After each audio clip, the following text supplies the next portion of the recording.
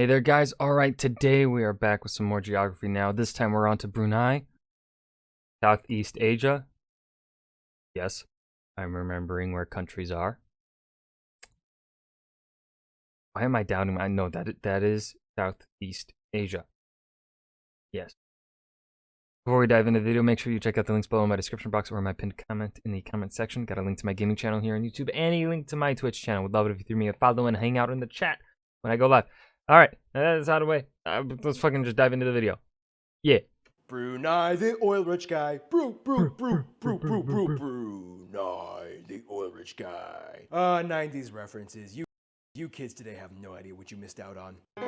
Well, also, isn't Bill Nye early 2000s? I grew up with Bill Nye. I mean, I was born in '98, and I don't consider myself a '90s kid. It's time to learn geography now! Hey everybody, I'm your host Barbie. Brunei is kind of like the master of being quietly rich. That's all I got. Let's dissect the flag.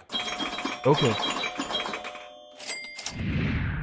The flag of Brunei is one of the most misleading flags in the world because when looking at it from a distance, you could swear it was an anchor on a flag, but if you look closer, it's not. First of all, the flag has a yellow field with two diagonal black and white stripes, as the white stripe is a little thicker than the black, and then you have the national crest in the center. The yellow represents the Sultan of Brunei and traditionally means royalty in many Southeast Asian regions. The white and black refers to the chief ministers, the Penigran Bendahara, or the first minister, and the Penigran Pemancha, the second minister who deals with foreign affairs. In the middle is a parasol representing royalty. On the sides are two hands signifying benevolence of the government. Underneath is a crescent with the national motto written in Arabic, render service to God's guidance. And below it is another banner with the inscription Brunei Darussalam, which means Brunei, the abode of peace. No, seriously though, look at the flag. It looks like there's an anchor on it when you look at it from a distance. Oh, Brunei, you and your Confucian fanatics.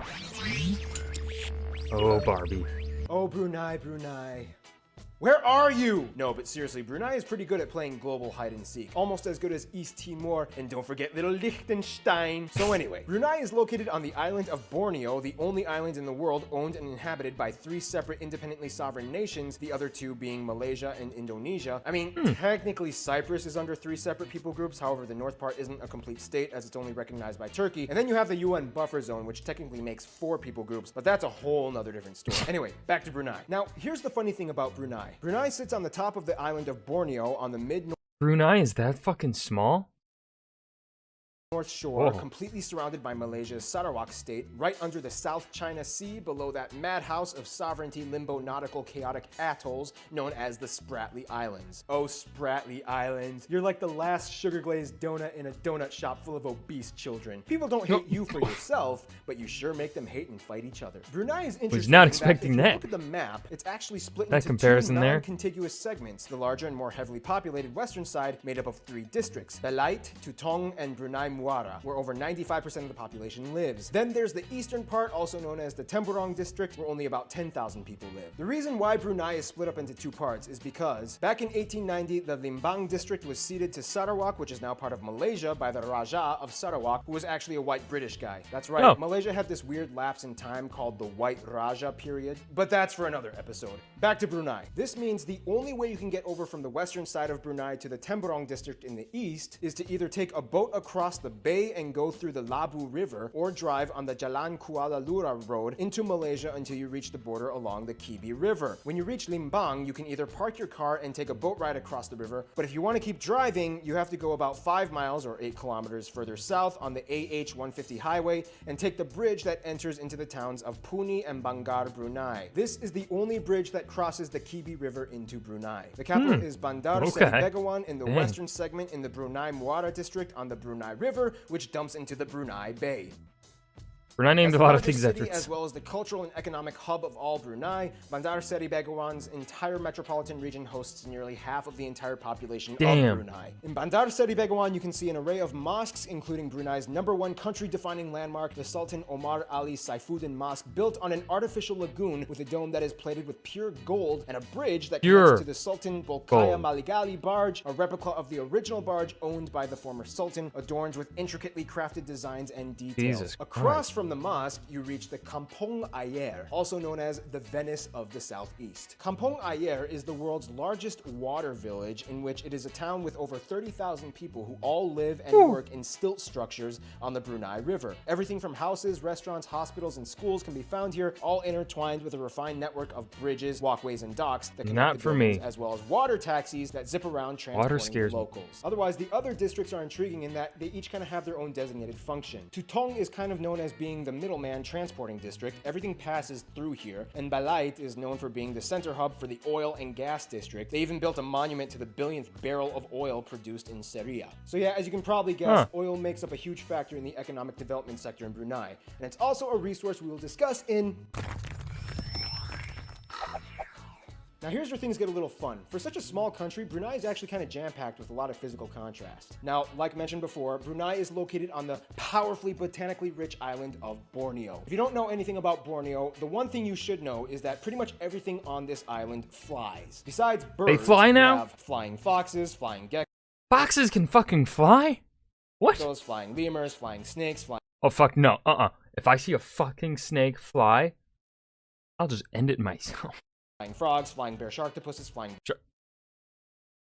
Bob Saget's, and so on. For Brunei, most of the parts of the country that are close to the coast are in a low-lying rainforest ecoregion, and further inland you reach the mountains and rainforests, with more mountains and hills in the Temburong district in the east. Now, the country has an equatorial tropical climate, which means typically year-round you're going to get hot, humid weather. However, generally there are two seasons, dry and wet, the wettest months being between October and December. On the coast, you can find some amazing beaches, but when you get to Jerudong, you'll find these strange-looking mushroom-shaped beaches and a large egg-shaped harbor, deliberately constructed that way to combat highly erosive beaches from the strong tides that come in regularly. You shall not pass. Here's the thing, despite the abundance of untouched wilderness, less than 2% of the land is arable and used for agriculture. Forest reserves and national parks make up about half of the entire country's area. The production of timber as an internal resource actually accounts for more revenue than agriculture in the country, which is weird because Brunei actually has amazing fertile soil. This means that the majority of food actually has to be imported into Brunei from various neighboring nations like Japan, South Korea, and China. Once again, even though they have very fertile soil. Brunei's government even owns a cattle ranch in Australia, larger than the size of their entire country, which supplies most of the country's beef products. No fucking way. Why isn't Brunei interested in cultivating all that potential harvest land? Da-da-da-da, you guessed it. Oil. Over 95% of Brunei's entire economy is dependent off of their oil and liquefied hydrocarbon production. The Royal Dutch Shell Company operates the country's only and, quite frankly, very profitable oil refinery. This is the reason why many Dutch and European expats typically can be found working in Brunei, especially in the coast by Seria, in the Balait district, where oil was discovered in 1929. Why won't you grow food for yourself, Brunei? You have the perfect soil!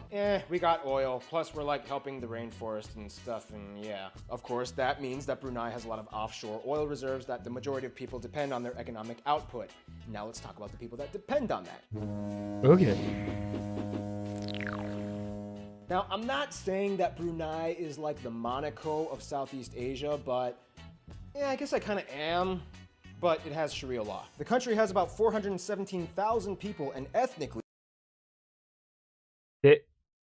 Oh wait, 400. I was thinking 417 million. I was like, wait, what? About 66% of the people in Brunei identify as 417,000. Malay, as in just like the people from Malaysia, Malay, except they have a distinct Bruneian Malay culture. About 11% are Chinese, 4% indigenous, as in people coming from tribes like the Kedayan and the Bisaya, and to a small extent even the Sama Biaju, which sometimes are referred to as sea gypsies. 2% Indian, and the remaining 17% comes from a wide range of other nationalities like Filipinos, Arabs, and even whites, most of whom are expats working for the oil industry. Language-wise, Brunei is kind of funny because although Malay, or more specifically Bruneian Malay, is the official language, and to some degree the Kedayan language, which is kind of similar to Malay, most people speak English as a second language, even though many signs are posted in Malay and Arabic. Furthermore, a large portion of the country speaks Mandarin as a second language, even though English is more widely taught, even though there's a huge Dutch expat community. But then again, most Dutch people speak English confused. Anyway. Just speak English here and you'll be fine. Okay. This all had to do with Brunei being a British British protectorate, yada yada yada, the linguistic impact left a mark. Brunei is also considered one of the richest countries per capita in the world, with the average income surpassing $50,000. Culture-wise, Brunei has its distinctions. You'll notice a lot of women wearing the tudong, or the traditional head covering, and a lot of men wearing the songgok, or the Malay cap. Now, here's where things get a little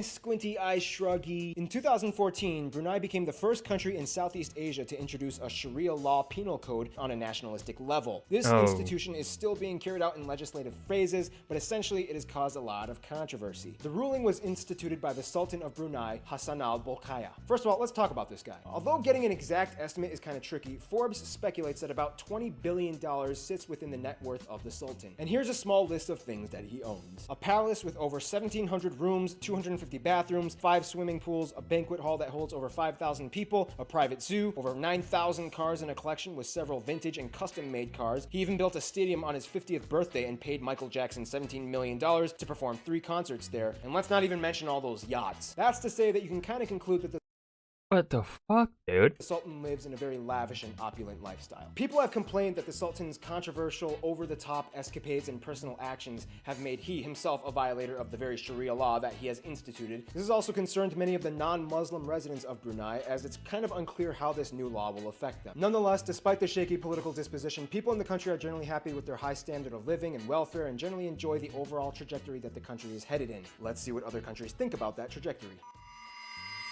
All right then. To make this simple, Brunei's relations have a lot to do with history and money. As a member of Yay, the money. Association of Southeast Asian Nations, Brunei has bilateral agreements with generally all their immediate neighbor nations and enjoys good trade and business transactions with each of them to some extent. You would think Malaysia would be the best friend of Brunei, and they are pretty close. They both speak relatively the same language and have a deep cultural resonance with each other. However, some Bruneians would actually consider Singapore and the Philippines their best friend. Brunei and the Philippines signed a memorandum of understanding that sought to strengthen the bilateral cooperation of the two countries in the fields of agriculture and farm-related trade and investments. Basically, the Philippines gives them a lot of food. For Singapore, they agreed to allow Singapore to join them and train its armed forces with Brunei. Brunei and Singapore have a currency exchange agreement in that both currencies in both countries can be used interchangeably in both nations. The Brunei dollar and the Singapore dollar are maintained at par. In conclusion, it's interesting to see where Brunei will head with the juxtaposition of high revenue output and disputably strict legislation,